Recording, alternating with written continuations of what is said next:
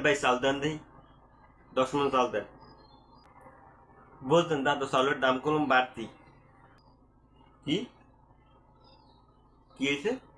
কি কন? ওই একটায় আপনার ওই 10 মণ পাইবেন না, একটায় 8 মণ।